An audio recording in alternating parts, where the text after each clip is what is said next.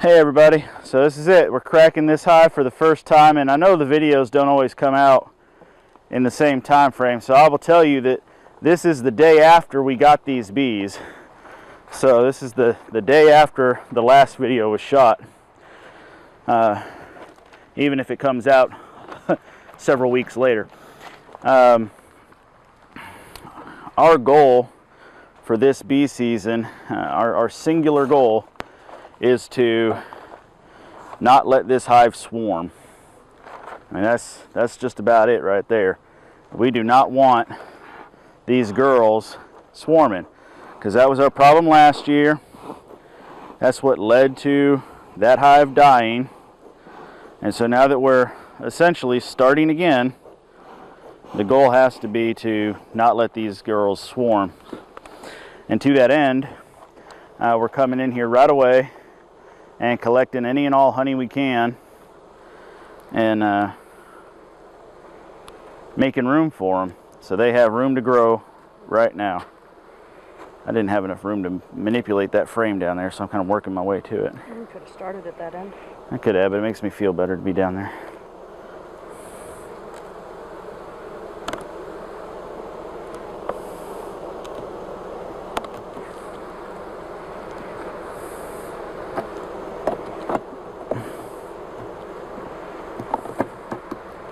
That's a propolis. Empty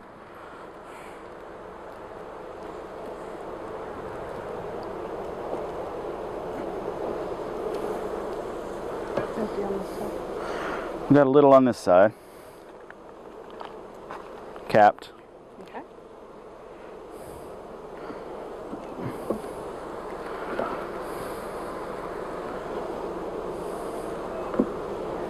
There we go.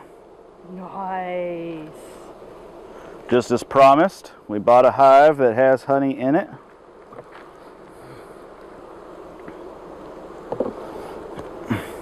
A lot of it.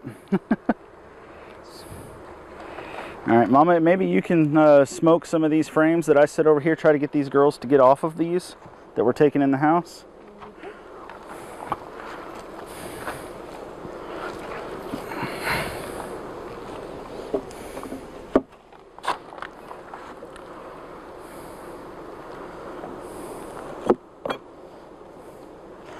So you're probably asking yourself, I did tell you in the last video that we do have dandelion growing right now. It's in bloom. Not so much on our property, but definitely in the area. So they're getting it from somewhere, even if I can't provide it for them.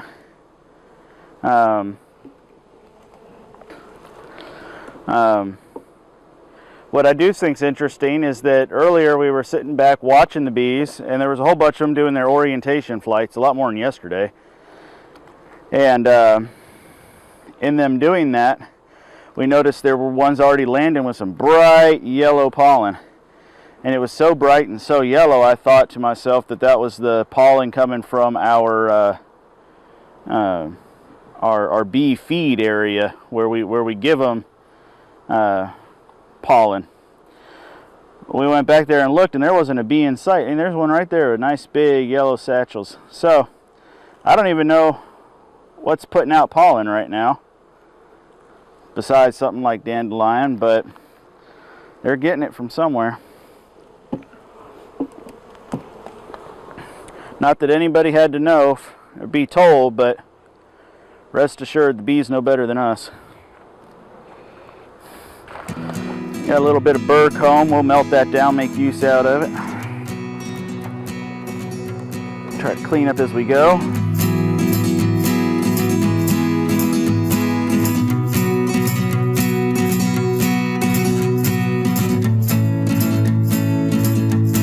Alright, so what we're left with is the two uncapped frames.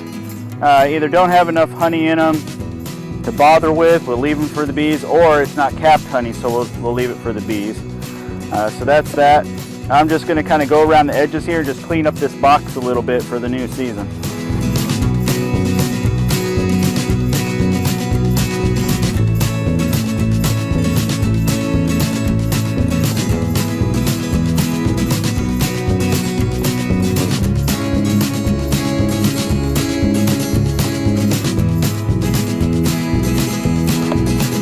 frames that were on the outside will now become the inside frames, and we'll fill in with the empty frames that have the comb on them when we come back out later with those. So there is the top box ready. I can tell Troy works his works his hives from the opposite side that I do. All the space is over there. Yeah, the extra space to get started is on this side. Honey, honey, honey. All right, so that's mostly uncapped honey on the end there.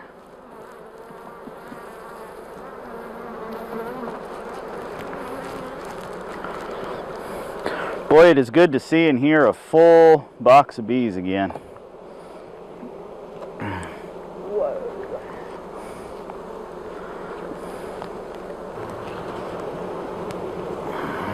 How you doing, Mr. Stanley?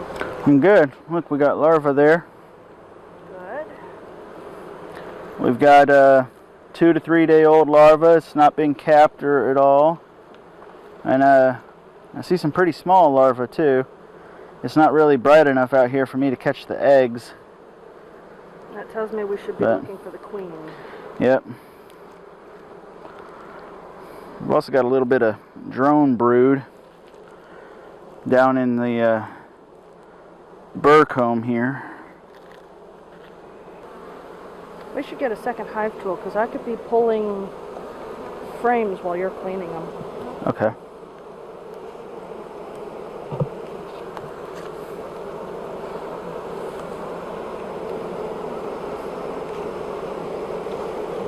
A little smoke over here.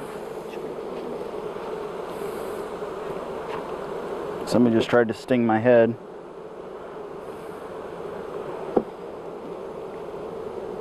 Boy, that's got a lot of burr comb in. Look at the drones down in there, Jennifer. Wow. There's some baby larvae on that too. So that's another reason we decided not to wait and get in here. I mean, this has got brood, and there's one hatching right there. Don't see it. I see it. So we need to get in here and make sure they've got room to grow, or it's not going to be very long. They're going to start swarming already, and it's not even... Normally my instinct would be to not do this because we just moved these bees, and we want to not stress them out any more than we have to.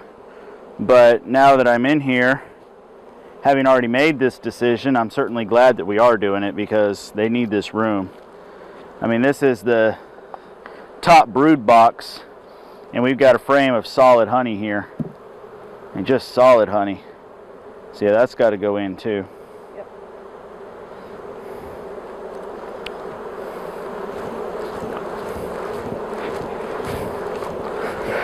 You might want to run to the shed and grab another box. Okay.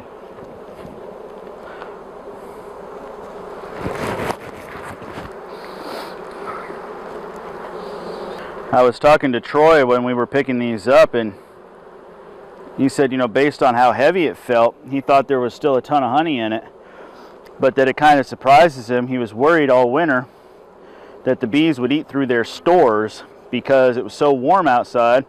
They were still flying through the winter, but it was cold enough that the trees weren't putting out new nectar.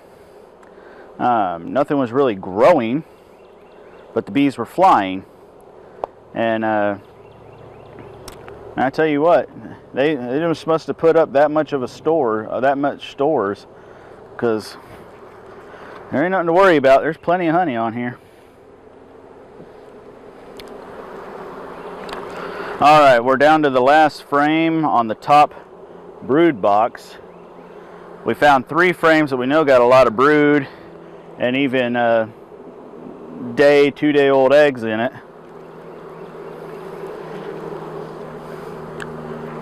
Here's another frame that is capped honey. It's not much of it, but it's capped honey. We'll take this inside too. There's no brood or pollen on it.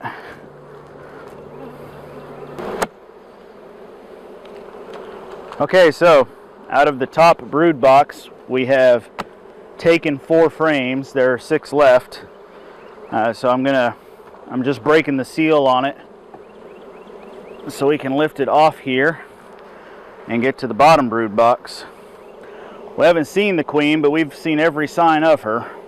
Holy crap, that is still heavy. You just dumped a ton of bees off the side of that. I wasn't trying to. I know. Okay, I'm gonna clean up the edges on this one a little bit too.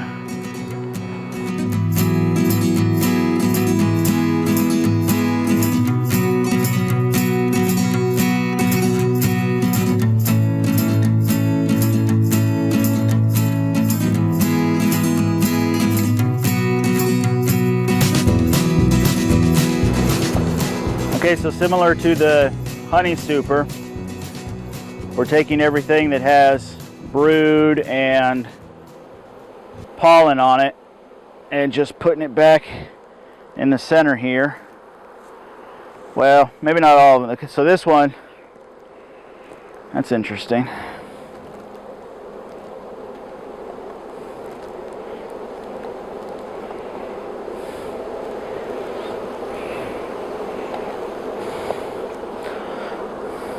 This one has a lot of honey. We'll keep it on the outside here, but it's not capped. There's so much of that was not capped, I don't want it. Same with this one. A lot of honey, but not capped.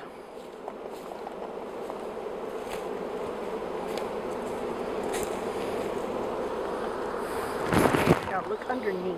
Yeah, I see them all. Okay.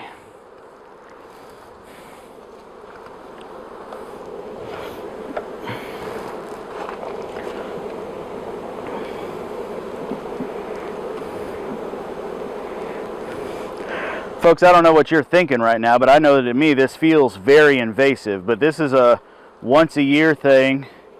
We're just trying to clean them up and get them ready, and above all, make sure we do everything we can that they don't swarm. And we were actually told to do this. Yeah. I mean, he didn't give second by second instructions on how to do it, but he said clean up the bee box. Specifically, he says scrape the bottom board. So I'm kind of just scraping everything on my way down to it. Oops, I didn't mean to drop that in the dirt. One thing I can tell you is, and I see it as a good thing, but it's catching my attention. All these bees look different from each other. Now Troy captures a ton of swarms, and I can tell you it seems to me like the genetic diversity inside of this colony is extensive, and I'm happy about that. I am happy about that. I really need to get one of those grabber tools. Yeah. You just reach down and grab straight up. You don't have to try to pry it sideways and back and forth just to get it up.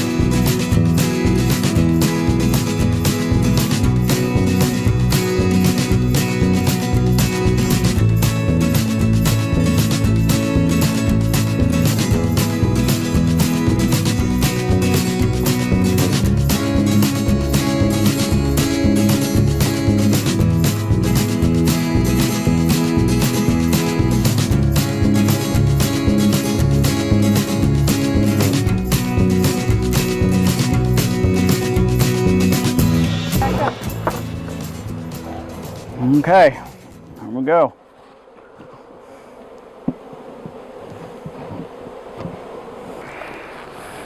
How does this work again? The beetles have a Velcro-like, the way that their foot is built. And The bees don't like this being in their hive because it's a foreign material. So the bees attack this and fluff it up. And then the beetles walk across it trying to get away from the bees and get stuck in it. And if they get stuck in it, they can't go reproduce. Can you hold on to this, please? Yes, sir. So, you just take one of them. And you remember how many beetles we saw down in the bottom? Yeah, so we want them down at the bottom. Right. So we'll put one on either side here. Like that. And the beetles will try to go hide from it. Hide from the bees under that. And then walk on it and get stuck. Good idea. Beetle come, beetle no go. This is a, they call it a migratory cover. You'll see why, or I'll explain why.